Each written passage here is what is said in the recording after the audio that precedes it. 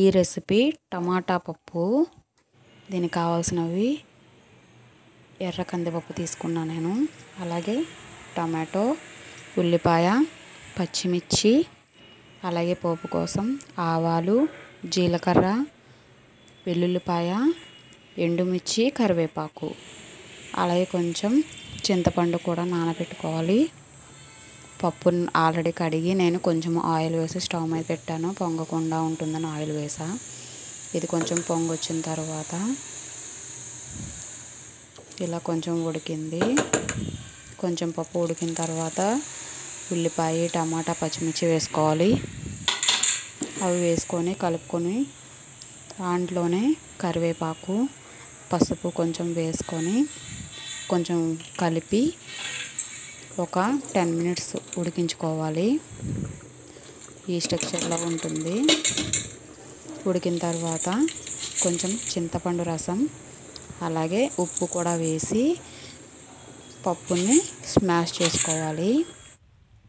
తర్వాత పోపు ఆయిల్ వేసుకొని oil heat ఎక్కిన తర్వాత వెల్లుల్లి వేసుకోవాలి. వెల్లుల్లి వేగుతున్నప్పుడు కొంచెం వేగిన తర్వాత ఆవాలు, జీలకర్ర వేసుకోవాలి.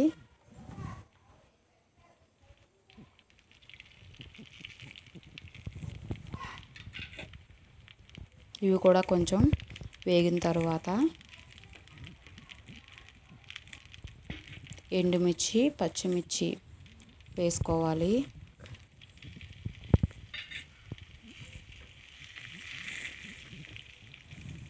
ఇవి మాత్రం బాగా fry అవ్వనివ్వాలి.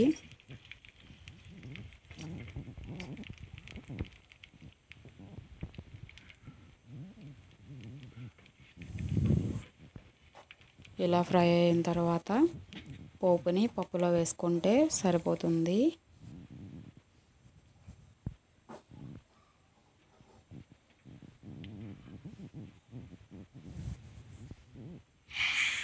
Thank you friends. Thanks for watching this video.